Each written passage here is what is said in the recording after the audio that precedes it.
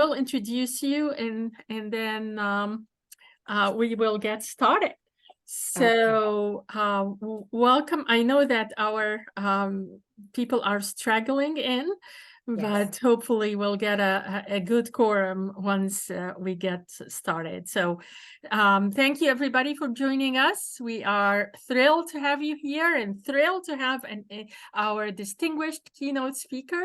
The topic of our webinar today, as you know, is increasing diversity in engineering and ending the exclusion cycle. So as you all know, working in this field, women and minoritized groups are underrepresented in engineering. It is estimated that only 14% of engineers are women, and it is the lowest proportion of any STEM field. Some fields of engineering are doing better than others. So, for example, women make up only 9% of mechanical engineers and 18% of software engineers, but they make up 35% of environmental engineers and 32% of computer information research scientists. So in 2020, only 24% of bachelor's degrees in engineering were attained by women.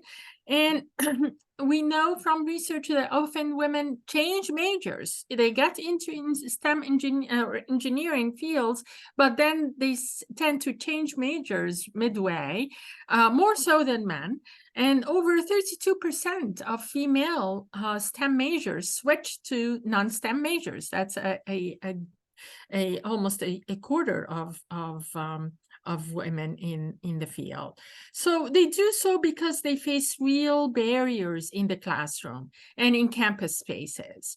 And so there are plenty of research evidence that tells us that there are leaky pipelines because women experience a chilly climate in the classroom and on campus spaces. And this is largely because they are minoritized groups that are infiltrating male-dominated fields of study. We know that they are affected negatively by stereotypes, and that stereotype threats affect their performance, their self-efficacy, and their persistence. But we also know that interventions can benefit women and minoritized groups and can counteract stereotypes and increase persistence and completion. So here to help us make sense of all of this is Dr. Joy Harris. We are thrilled to have her here in this space. Dr. Joy Harris is from Georgia Institute of Technology, and Dr. Harris is a faculty member in the School of Electrical and Computer Engineering, a role model in her own right. She serves as a teacher, mentor, and research advisor to undergrad students. She also serves as a director of diversity and inclusion in undergraduate education and seeks to dismantle barriers to access for all students. She is a faculty advisor for the Engineering and Social Innovation Center. She creates spaces for students to use their technical skills for positive social impact. That is also a very important aspect when you are trying to recruit minoritized groups and women to these technical fields. Dr. Harris formerly served as faculty director of the Global Leadership Living and Learning Community, associate directors for the Create X Entrepreneurship Initiative, and she holds a bachelor's degree in electrical engineering from Georgia Tech, so she personally knows something about motivation, persistence, and success in this field. And she earned her master's and PhD in electrical engineering at Princeton University and an MBA at Georgia Tech in 2017. Without any further ado, it is my utmost pleasure to introduce Dr. Harris to all of us. Thank you so much. I do hope that this can be a conversation. I was just please, Dina or Dinah, your name? Dina. I was just telling Dina that my computer crashed 5 minutes before. And in spite of saving multiple versions, it took my slide deck with it. So we're just going to talk. That's perfectly fine This for is so I have two slides that I want to show you. And then so the statistics that you just read, Dina, are exactly what I wanted to talk about. It's like we're connected. The first point that I love to help people understand is that women are actually attracted to STEM fields. And I just pulled some data from this is actually from the National Science Foundation. Let me dismiss my meeting invites. This is from the National Science Foundation. And if you can see here, this chart, you can see this slide, right? yes. Okay. At the 50% mark here, let me just move that. So at the 50% mark, so this data is employed women scientists and engineers as a percentage of occupations. This is the most recent data you'll see from, this was in 2017, published in 2017 and from 2015. And these trends are pretty similar. You'll see almost half, just if you look across the field, we're almost half. But in specific science and engineering occupations, that's where you see below 30%. If you look at social and related fields, if you look at related occupations, so these are the spaces where we get to help scientists and engineers. So it's still technical, still a science in a STEM field. We're still above 50%. Health-related occupations, 70%. 52% of all medical school students were women in 2022. In 2017, 52% of PhDs in biology were awarded to women. If you look at science and technology and math, the S, the T, and the M, women are half or more. So it's specific. There's something about engineering specifically that, as you were reading those statistics, is not attracting us, or if we are attracted, there's attrition and we leave. And the narrative that I have frequently heard is that, girls don't feel like we're good at math and that type of thing. But if you look at the S, the T, and the M, so for example, medical school is not less math heavy. It's not less science heavy at all. Being a doctor, if you look at women of just being 70% of health related fields, going to medical school is not less technical. There's a difference versus engineering. So I did want to just look at Georgia Tech and have a conversation around some of the things that we're doing well, and some of the things, if we look in the first column, the first group versus the middle group versus the group to the right, okay? There are actually several majors in the College of Engineering where we are overrepresented. And then there are some where we're approaching half, and then there are some where we have work to do. And what I wanted to discuss today is the differences that I see and just things that we can also do together to make the field better. All right. I also was recently promoted to the Director of Women in Engineering in the College of Engineering. Yay. This is as of August. So I'm a few months in, which is why I now have access to a much higher level of data. And I also have access to a higher level of student complaint and also student enjoyment. So this is where this knowledge is coming from. So starting with the left, our environmental engineering is 70% women. Biomedical engineering and chemical and biomolecular engineering, 60% and 52% women. And then I have the numbers underneath so that you see what the totals are. So in environmental, 127 out of 183. For biomedical, 725 out of 1202. And then for chemical and biomolecular, 314 out of 604. What I would argue is that these fields have an obvious connection to a greater purpose. So in the same way that medicine has an obvious connection to a greater purpose, being a doctor is, so when I'm struggling through organic chemistry because I want to go to medical school and be a doctor and save lives, I can connect organic chemistry to my greater purpose. The same thing with physics, because if you're going to medical school, you're still going to take physics 1, you're still going to take physics 2, you're still going to do differential equations, you're still going to do integral calculus, but there is a connection to what I'm doing now and this greater purpose. And with environmental, biomedical, and chemical and biomolecular engineering, I would argue that our students see a connection. And as a matter of fact, to be honest, quite a few of our biomedical and CHBE, our chemical and biomolecular students, do go to medical school. A lot of them use that as their undergraduate majors for medical school applications in order to be more competitive. Then this middle group here, industrial systems engineering is at 43%, material science is at 41%, and civil engineering is at 37%. Now, what's interesting is that at Georgia Tech, civil and environmental engineering are actually in the same department. So it's the School of Civil and Environmental Engineering, is CEE. But 70% biomedical, 70% of the environmental engineers are women, versus only 37% of the civil engineers are women. And the fact that it's in the same school means that it's the same faculty members, it's the same culture, there's no difference in the external environment because it's in the same school. And so again, the difference that I see is that the women have an obvious connection with environmental engineering to a greater purpose, versus the civil engineers, that connection, the story is not being told, the connection is not being made. And hence, because even the numbers, you'll see they're roughly on par. It's 127 in environmental and 154, but it's just not the same, nowhere near the same percentage, even though the culture and the departments are the same.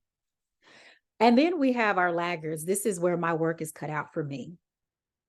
We're computer engineering, aerospace engineering, mechanical engineering, electrical engineering. Oh, I just realized I put computer here twice. So nuclear. This actually, forgive me, what just happened? I just realized, hold on. This should actually be nuclear engineering. I will change it right now. Because this is what happens when your deck crashes. Okay. This is actually nuclear engineering. So 30% nuclear, 24% aerospace, 23% mechanical, 21% electrical, and 20% computer engineering. Now, these units, these majors, I would argue, and what I am working towards and what we're partnering, all of the chairs and our associate directors, our associate chairs within these units are working to recruit women. And the way that we're working to recruit is by making that connection. So it matters. It just does. As you see, when women see the connection to, and typically that greater purpose is usually, I understand how my major is impacting humanity. That is typically the differentiator between a field that attracts women versus a field that doesn't attract women. And that differentiator is not dependent on the level of math and science. Now, overall, this number here, we are in the College of Engineering, we're at 36% women. So 2,867 out of 8,024 total. And this 36%, we're so much lower in spite of having, 70% environmental on the left, 70 and 60 and 52. And then we're approaching half for industrial and material science. But our larger schools, mechanical engineering, electrical, and computer engineering, they're much, much larger programs. And the percentage of women attracted to those programs is a lot less. Now, the other thing to realize about the ecosystem at Georgia Tech is that actually half our student body is women. So we are an engineering school, even though we have six colleges. So we have engineers, computer science, we have a college of design, a college of liberal arts, a college of business, and this college of sciences, business, liberal arts, design, engineering, and computer science. That's the other one. half our students are women. It's just that in the College of Engineering, only 36%. But the thing about Georgia Tech is that every single student has a core STEM curriculum. So even if you are in the College of Business or if you are in the College of Liberal Arts, you still have to take and pass computer science courses. You still have to take calculus courses. You still have a basic STEM curriculum. And so our students do well in those courses, and then they're choosing to move into other majors outside of engineering. So again, it's not that core math and science and computing. It's these other deeper levels of connection that just aren't necessarily being made to attract women to the field.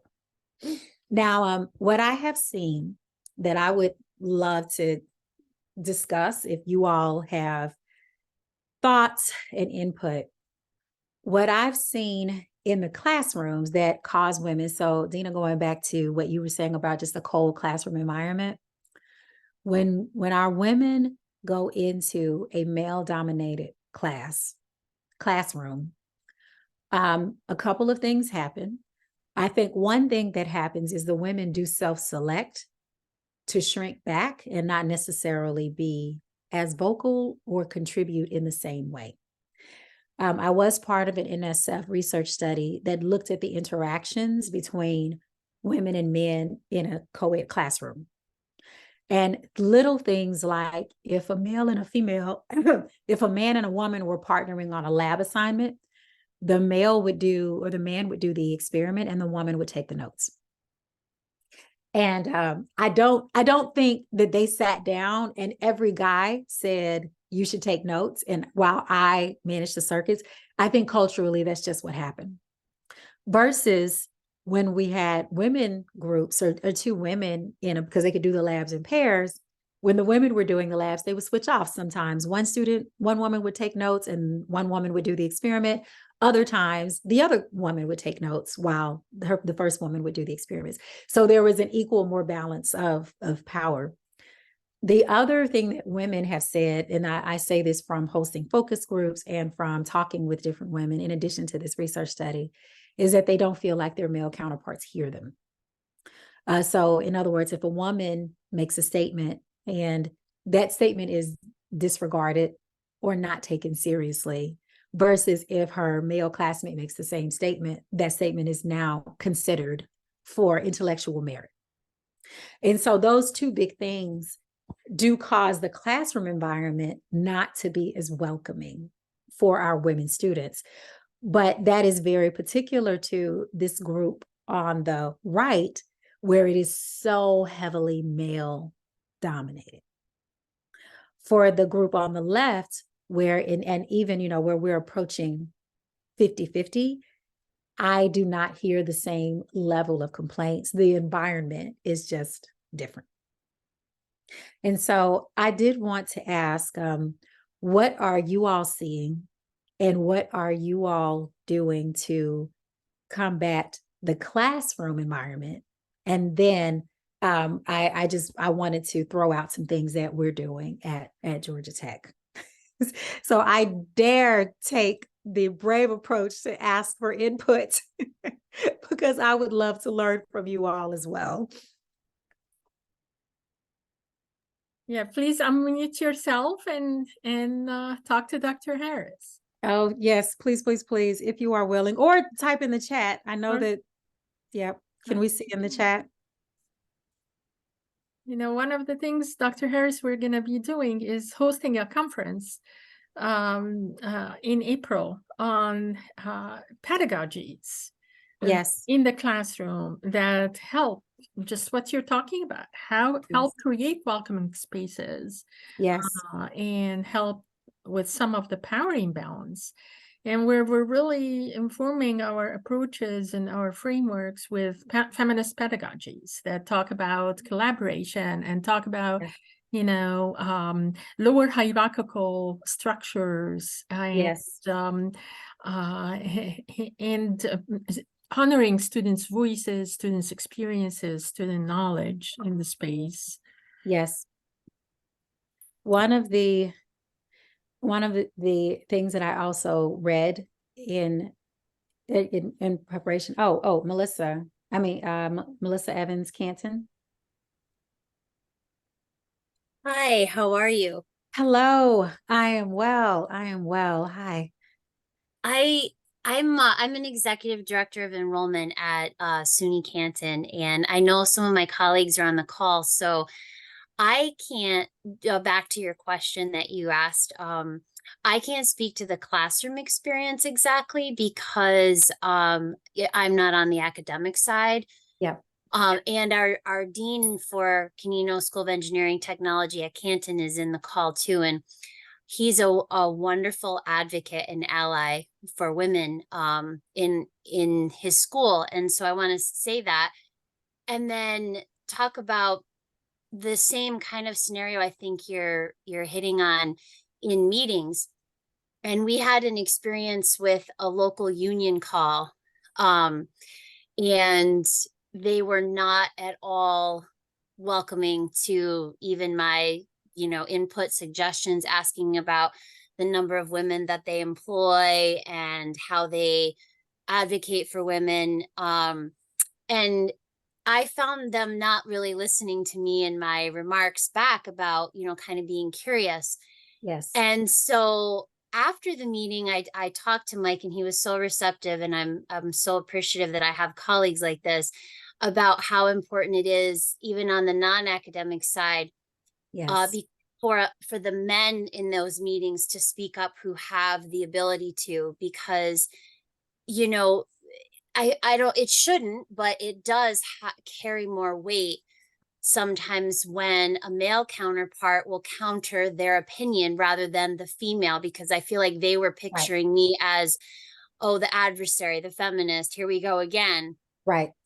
So I think we even experienced that on the non-academic side, Yes. trying to foster great enrollment initiatives to bring women into the engineering programs. So I just wanted to offer that comment. So non-academic side, but I think it relates. Yes, it does. It does, because it also relates to what what life looks like as a woman engineer in the field, which goes to attrition. And right, if you're experiencing that in meetings, yes. The organizational culture, right? Right. It does. It goes to org culture. And to your point about it carrying more weight when a man says the dissenting opinion, research actually shows that for any minoritized group, it's always more impactful for a member of the majority or a member who is not in that group to advocate for the group. And so, if, just as an example, me being a heterosexual woman, it carries more weight for me to advocate for a person who is gay because I am not in that group. But it carries less weight for me to advocate, say, for a person who is Black because I am in that group. It means it carries more weight for a person who is white to advocate for a person who is Black. And in your example, it definitely meant more for a man to advocate for a woman, because the way that what the research shows is people are more receptive because if you're not in that group, they assume that it's coming from, that your advocacy is coming from a non-selfish place. If you are in the group, then they assume your advocacy is coming from a self-centered place. It doesn't matter that you're right, that's what's so ridiculous about it, but that's the way that it doesn't matter what you're saying and how relevant what you're saying is. People lean towards you're only saying that because you're a woman. Right. So, right. So it does make a difference. Yeah. Thanks. Yep. I do see another question in the chat. What is the gender makeup of the faculty? And do you find that it makes a difference in your enrollment for women into various engineering programs? So thank you, Catherine, for asking that question. By far, the majority of our faculty are men. There's in the School of Electrical and Computer Engineering, for example, I know that because I'm an ECE, we have 110 faculty. Of the 110 academic faculty, there are about, at any given time, 10 to 15 women. So always less than 20%, and 20% is a critical mass. But it's the same in biomedical engineering. It's still not half and half. So there's no school in the College of Engineering. There are 8 schools and 11 majors. There's no school in the College of Engineering where the female to male faculty ratio is half and half. So that's one thing. But there's definitely more. Like, there are more women in BME. There are more women faculty in BME than there are in mechanical engineering, but it's still nowhere half. And the same in environmental engineering, the same in chemical, in chemical and biomolecular engineering. It's nowhere near half when you consider the higher percentage of women in those majors. So while I do think it matters, it doesn't matter as much as we think that it would. It always helps to see representation. And the research shows that, bar none, it always helps to see representation. But the pathway to every school in the College of Engineering is trying to get more women faculty because the pathway to a tenure track position just tends to not attract women. The tenure track pathway is, for the most part, not attractive to most women faculty. That's what we're finding. So that is one thing. It does make a difference, but not to the same degree that you would think. And then I've seen the power struggle, but have not found anything that helps out other than planning ahead to have women lead the lab projects, right? It's tough to get faculty on board with that approach. Okay, other than, find your lab partner. Yep. Okay, so you're interested in ways to move away from this method. Yes, you are correct. So this is another thing that we have found, our research, and also so empirical, and also just looking at different studies. It's a much more inclusive teaching practice to assign groups. And I have been I actually got my MBA 2015 to 2017. And I remember one of my faculty members, when I was working on my MBA, assigned groups, and he made sure there were only enough women in the class to have one woman per group, but the women inevitably ended up leading the groups. So in my group, I was the leader, and he didn't force it. It's just kind of what happened very naturally. And what he said, Bob Burgess said, what he's found is by making sure that there's at least one woman in every group, the output of the teams becomes better. He said that when he made the mistake of letting people form their own groups, what would happen is all of the women would join one group, and then the men would be in groups all over. And the output of this single gender female group ended up being great, but a lot of the output of the male groups was not what he wanted. He said it just didn't reach the bar that he wanted. And so he found that distributing the women amongst the groups was a much bigger, it gave a better impact on the overall class and the overall work product of the groups. So assigning the teams does make a huge difference. But as far as getting people on board with that, what we have found to be effective is really hosting training sessions and letting faculty members hear from the students who have had both experiences, and letting the faculty members see the greater impact on the students from simply having assigned teams. And then on the other side of that, we show them the data of the performance of the students. So we did a research study within the School of Electrical and Computer Engineering, and there was one professor who assigned teams, and there were 4 professors who did not. For the one professor who assigned teams, every single student in that class got an A or a B. And for the 4 professors who did not, it was a typical bell curve, but the average was a C. So we had students who failed. We had some students who got A's, but the average was a C. And the curriculum is the same. So it's not that the student who assigned groups had an easier class. That wasn't it. All 5 classes cover the same content and have the same level of difficulty for the exams. So Kirchhoff's law is Kirchhoff's law, whether you were in section A or whether you were in section F. The only difference was that she assigned teams. And so by her assigning teams, instead of letting the teams group themselves, the overall performance of every single person in the class was better. And so what we have found is showing that data in combination with hearing the student experiences has gotten more faculty members on board. Now, it doesn't get everybody on board, but it does get more people on board then that's what we found to be a more effective method. Yeah.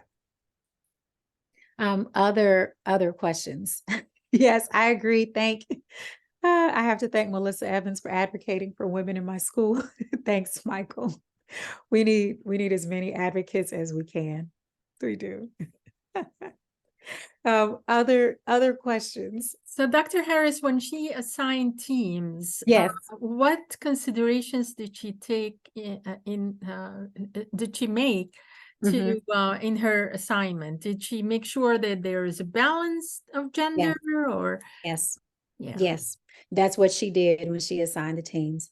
She made sure that there was a balance of gender as well as race and ethnicity, because those tend to be the dominant minority groups.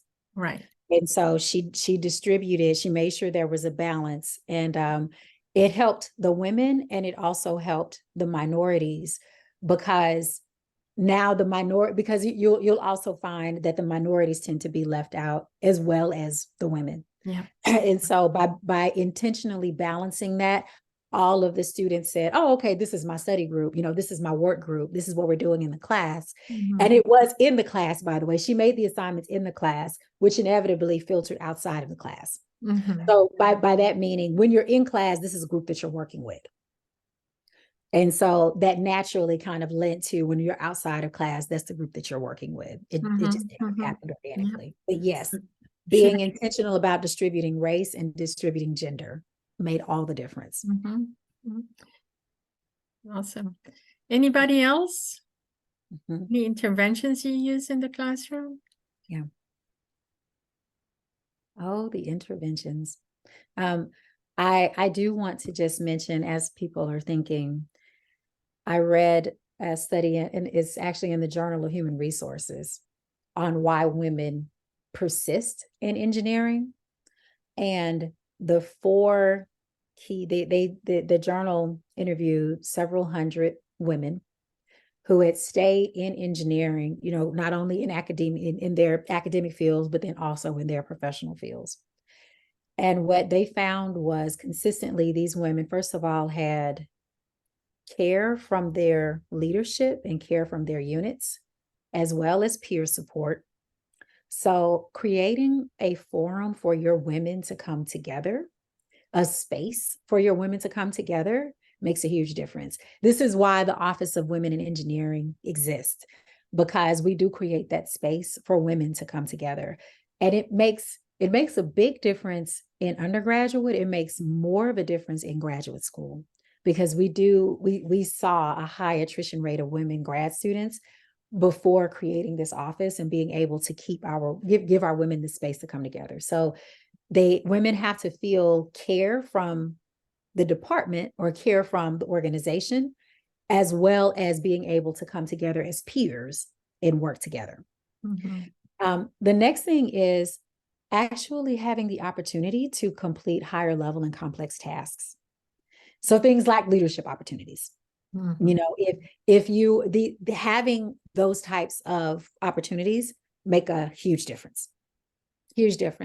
And so when you're thinking about just in the classroom, assigning leaders, it helps. Not that every single woman has to be a leader in every single group. That doesn't make sense either, but having the opportunities to do so, even if it's the opportunity to lead the women in electrical engineering group, or the women in industrial engineering group, being able to go to the Society of Women Engineers conference, those types of leadership opportunities, they make a difference in women persisting in the major. And then the other really big thing, which goes back to that question about faculty, is having women role models who effectively balance familial responsibility. That was the other, it was huge to be able to see other women who are doing it well, to basically have work-life balance well. That helps the women coming up behind them to see that and to persist. And I know myself personally that I'm a faculty member, but I'm non-tenure track. I'm an academic faculty, so I'm teaching faculty. My responsibilities are half teaching and half administration.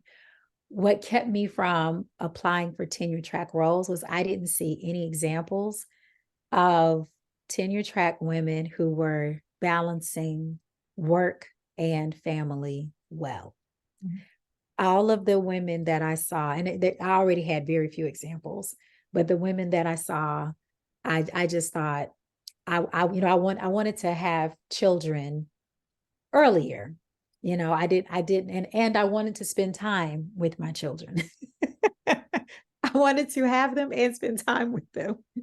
And I did not have great examples of that. And that was a huge deterrent because I looked for it. I looked for those examples and I did not find them. And so that was a huge deterrent.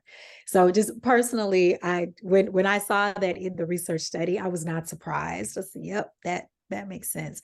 And so the other thing that we have to make sure of is that if you know that example, make sure that other women see that example. I try to embody that example for my students, but my students also know I'm teaching faculty. I'm not tenure track faculty. So it makes a difference. Mm-hmm. Yeah. So Dina, what have you seen that works well, and what are you all working towards in your center?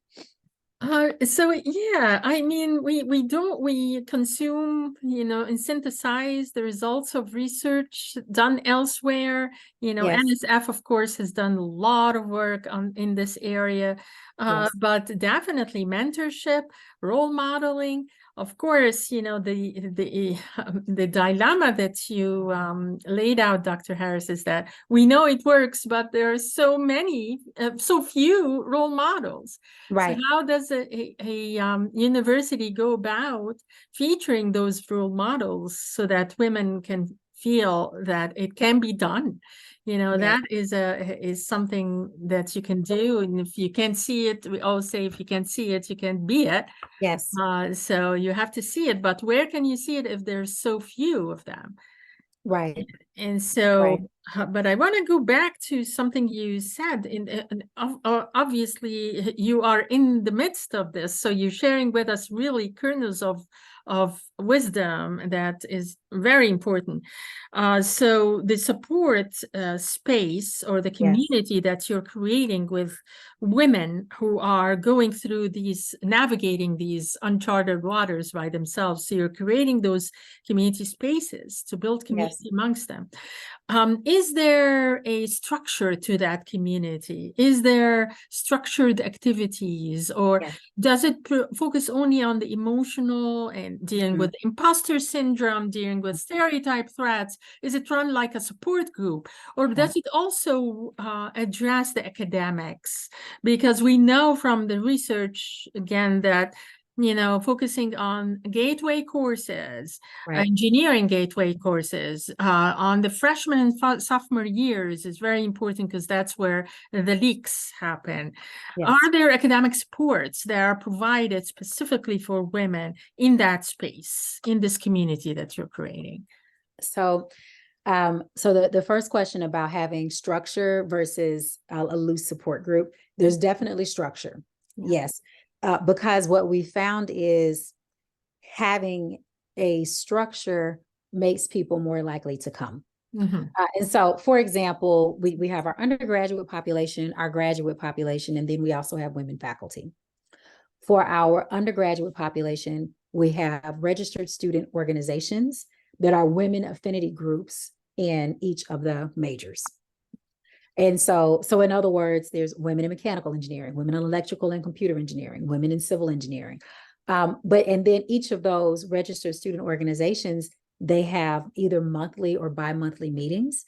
And there is a focused topic for each meeting. And it is also led by the women.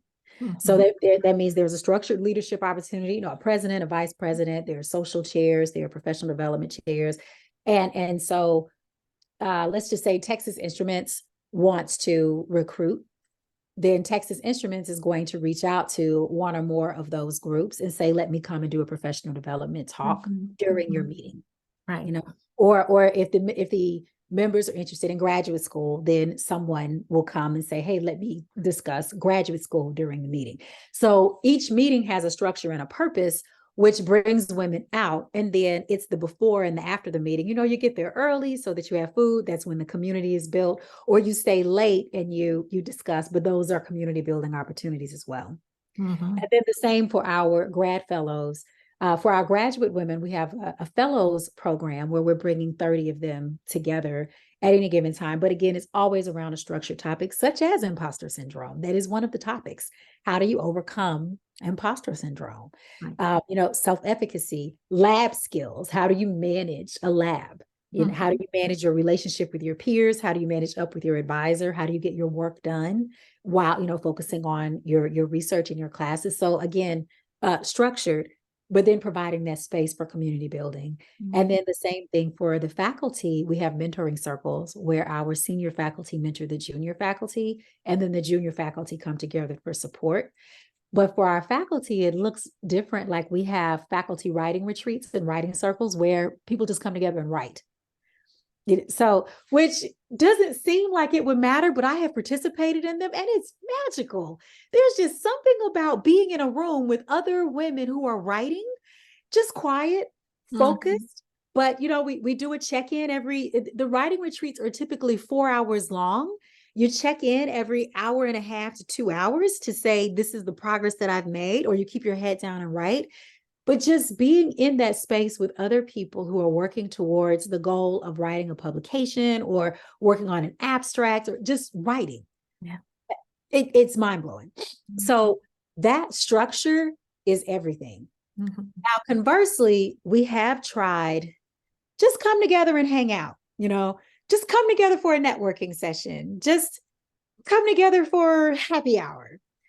And those don't work well. Right.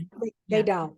People don't assign a lot of value to them, right? Exactly. They're very driven women also. And yes. Yeah. That's exactly it. We're all driven. You're not going to be in this field if you're not driven. Right? Absolutely. So, yeah, there's the looser the format, the less the participation. And it's because people don't assign value to it. That's exactly it. Yeah, another point, very important point, Dr. Harris, that you mentioned is that connection with the social impact, because women are socialized to be caring and to make a difference in the world. So once you make that connection is very, very important. And we see that in we have a Vanguard Award that celebrates students who are excelling in gender non-traditional fields of study. And they tell us this, women tell us this every single time. We see the purpose, and I was able to connect to that social impact. My field is doing. I'm doing engineering, and I'm working on this, which I see how it's going to help people.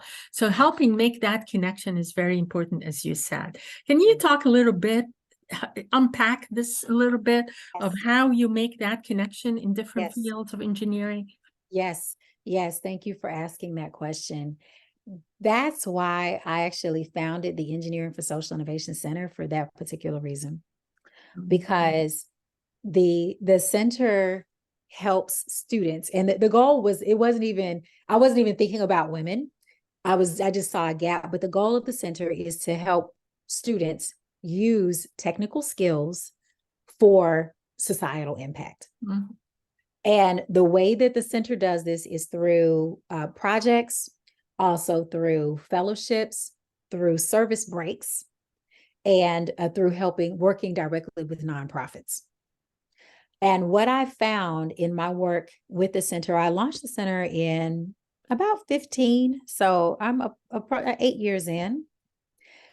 I'm open to every engineering major and computer science. So any student, it's the Engineering for Social Innovation Center, but computer scientists just naturally gravitate towards it as well. So this is about 75% of the Georgia Tech population. The College of Engineering and the College of Computing is 75%.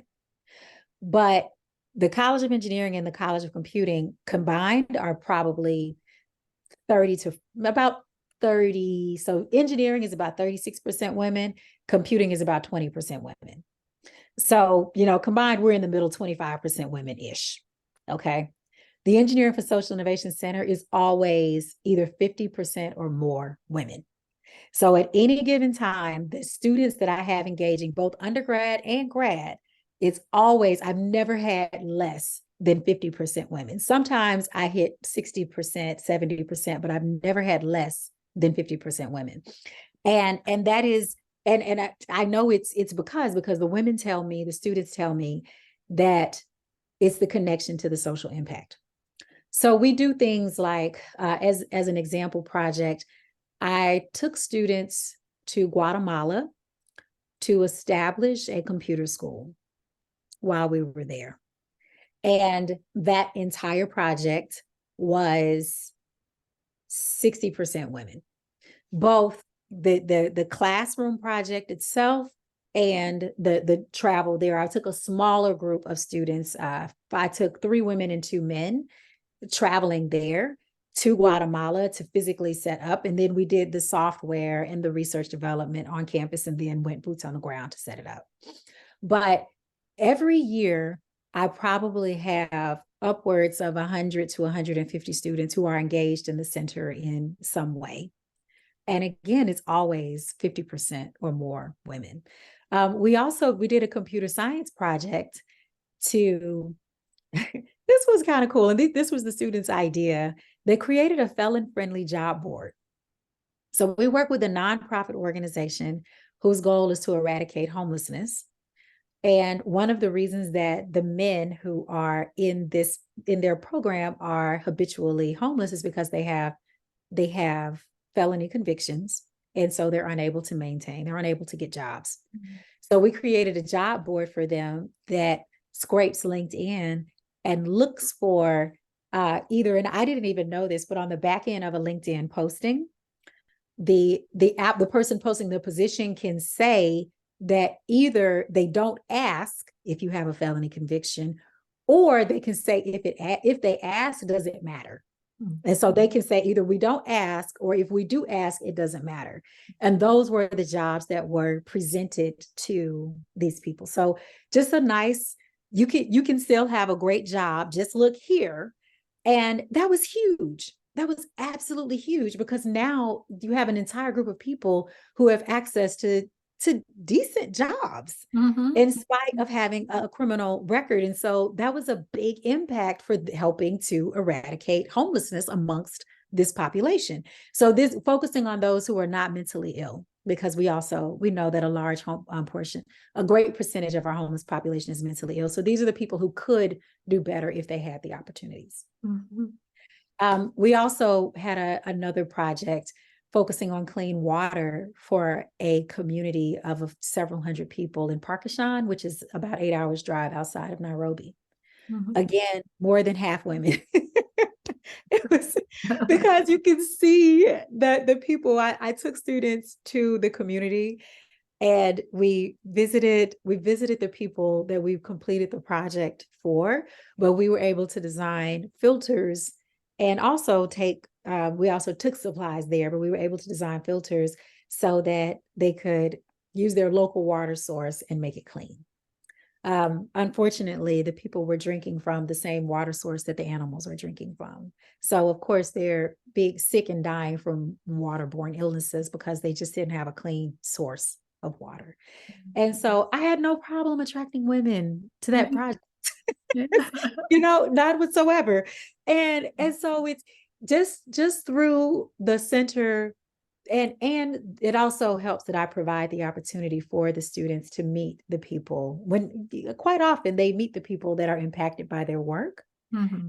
And so that forum is just, I have more than enough women raising their hand. It is It's beautiful, exhausting work. But if you're able to create some similar program where you use your technical skills, and my only requirement is that the student is no more than 1 degree of separation from the person who is benefiting from their work. So typically you work with a nonprofit agency, and then the nonprofit agency is directly impacting the person. And so the students always see the benefit of their work. That is incredible. I would love to be part of that. Much fun. It's so It much is fun. just the most beautiful, yes, work. So one other question, Dr. Harris. Obviously, Georgia Tech is just so blessed. The numbers are higher than national averages. Yeah. Because they Yes. have people like you as well. I mean, our institutions are maybe smaller community colleges Yes. that may not be as resourced as Georgia Tech. So Right. what, Dr. Harris, would you advise our network members here? Where to start? How to do it on a shoestring budget? How to do the type of things that are fascinating that you are talking about Yes. without much resources Right. available? Yes. That is an excellent question. And I think about when I started the Engineering for Social Innovation Center with only $15,000. That was it. So over time, the budget grew, but from the start, the way that I saw to be effective was to bring in meaning and purpose into the class.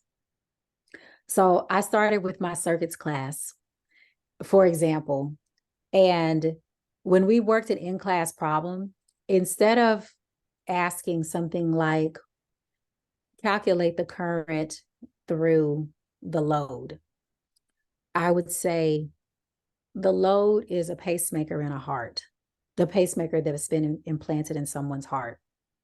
And this is the circuit, how much current flows through the pacemaker. So again, now it's the same question. It just so happens that the load is a pacemaker, but students, and especially women, appreciate calculating the current through a pacemaker so much more than calculating the current through the load.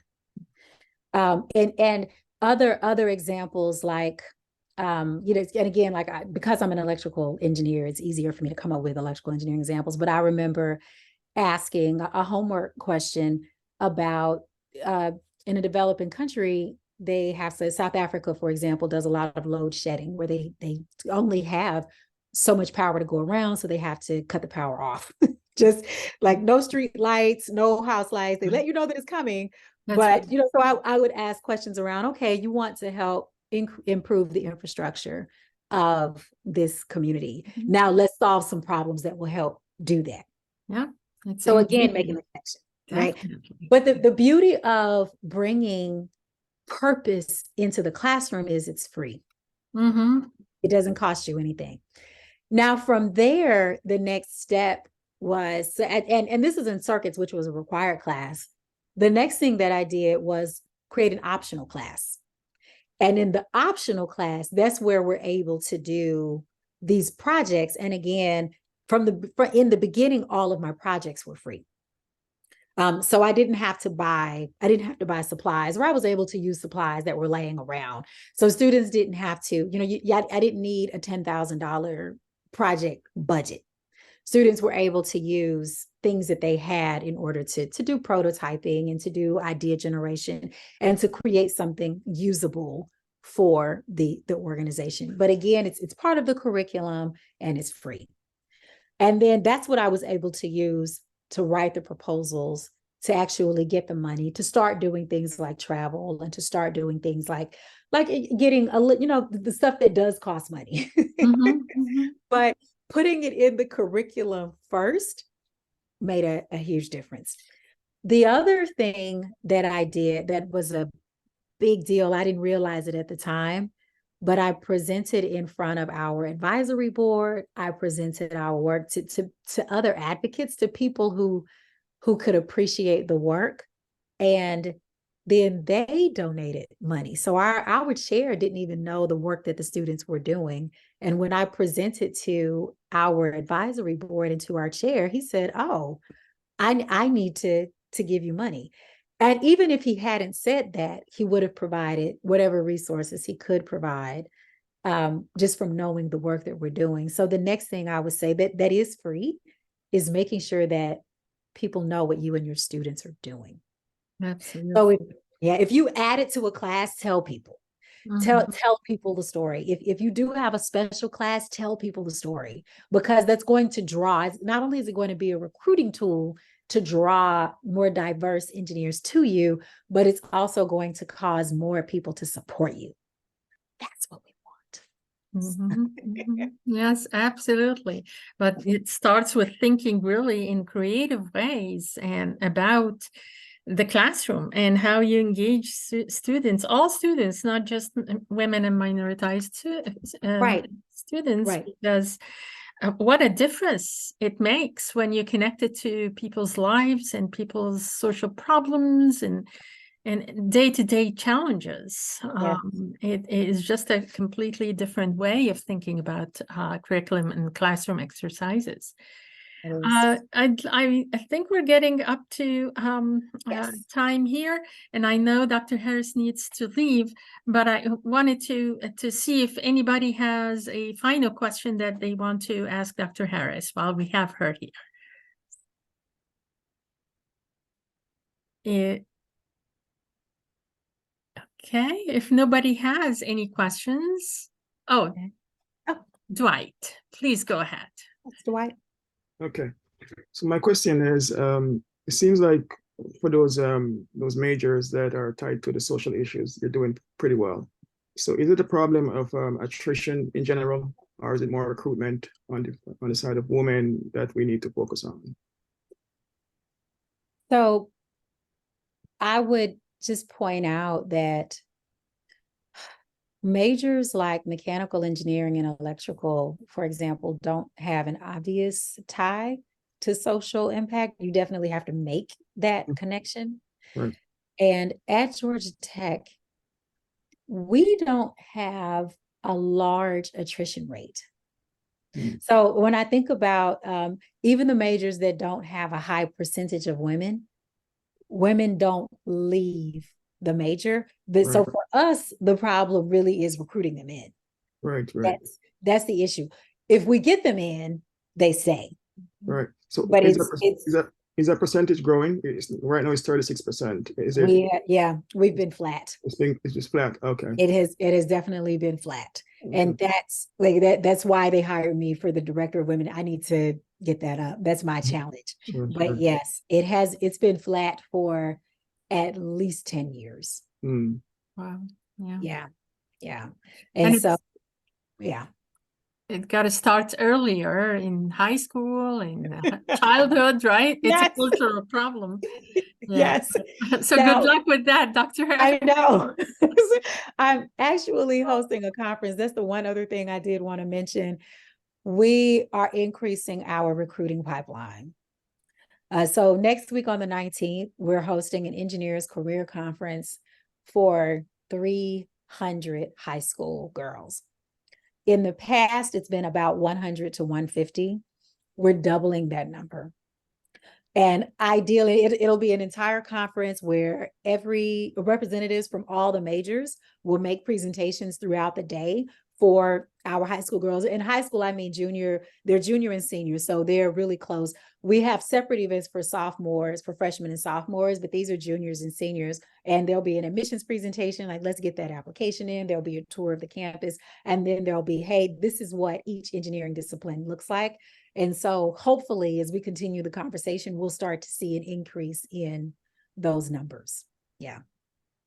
Melissa, Melissa has the last question. Yes, Melissa. Thanks. Melissa, go Thanks. ahead. Yeah, it was actually related more on the recruiting side, since that's my role at my college. I was just curious if you had tried any sort of summer preparation programs, kind of to maybe work on math or science, because one of the issues that we face where we're located very rurally. Yeah. And lot of students in their districts don't have the opportunity to continue in math and science just within their district. And so it leaves them a little short on their admissions requirements. So I'm wondering if you've tried any of, that type of programming. And then my second question is, we do a Women in Engineering Day at Canton that we're just all really proud of, and it's been very successful. But we're starting to get a little pushback. I'm wondering if you've had any of this too, for not being inclusive. Like, we're getting asked, okay, should it also be the LGBTQ plus community? Should we not be excluding men? We've had a few school counselors reach out to us about it, and I'm just thinking, like, wow, we try so hard and then we're getting a little pushback even from it. Okay, so your second question, pushback about being inclusive.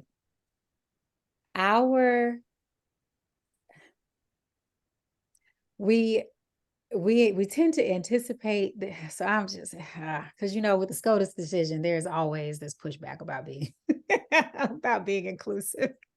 Somehow it comes up all of a sudden.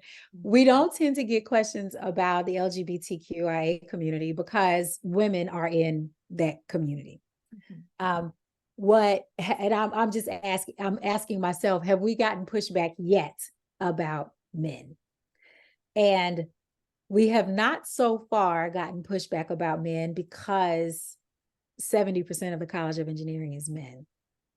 So our recruiting efforts, it just makes sense. We've never had anyone to say, even though 70% are men, you should also focus on men.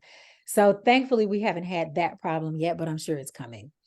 Now, as far as the high school prep, what we have found is, I should say our method is to let students, we accept the students, and then we actually prepare them here at Tech. So their first math class is the math class that their high school didn't offer, because we want more students from rural parts of the state and from rural parts of the country. And even my own high school, I grew up in rural Mississippi. My high school didn't offer calculus. I had to go away to boarding school. And so being prepared for college, if I hadn't gone to boarding school, trigonometry would have been the highest math that I could have taken. And so we've tried both sides, like trying to offer that summer prep for everyone to prepare an entire workforce, but that felt a lot more like boiling the ocean versus looking holistically at a student. And what our admissions team does, our admissions team just asks, what's the highest level math available to the student? And for those students, if calculus is not available to them, which is a substantial portion of our population, we admit them, but then we bring them in either their first semester or the summer before their first semester, and we help them prepare in math. And that's what we found has been the most effective. That's great to hear. Thank you. Yeah, and Mike, our dean too, he has that mindset, and he's actually prepared a course that's math for engineers rather than just having, a plain math class, because I feel like that's helping to engage them a bit more. But that's definitely a big barrier for us that we're trying to remove, so that the students can come in and we can serve them where they're at. Right. Yeah, and that's a big thing. The other thing that we're working on for summer programs, actually this summer, we're going to have a program with our community college partners to recruit more from the community college students, because we have found that is excellent fertile ground for a student who's considering being an engineer, or who thought about being an engineer and didn't necessarily have the self-efficacy to recruit in our community colleges. And so we found that those are just as, if not more effective than the high school recruiting for summer. Yeah. Unfortunately, that's great. we gotta let Dr. Harris go because Thank we you. don't wanna Yes. manipulate her time more than that. So much. We're I incredibly thank you all for delighted. talking to me. Thank you so much. Oh I my appreciate goodness, thank you so much. This has been incredible. In just 1 hour, you covered so much and gave us so much knowledge. And thank you for being such forward-looking, visionary change maker. If we only had several of you, we would solve this problem very soon. But it. again, 10 years from now, it'll be half women in engineering. Yes. hopefully. Well, thank you again so much, Dr. Harris. We really appreciate your time and your knowledge and expertise. Please continue to do what you do. And thank you, everybody, for being here. We have recorded Dr. Harris's lecture and discussion. And it will be on our website so please feel free to share with your colleagues who couldn't join us today. Thank you again, Dr. Harris, and hope everybody have a wonderful rest of the day. Bye-bye. Bye. Thanks.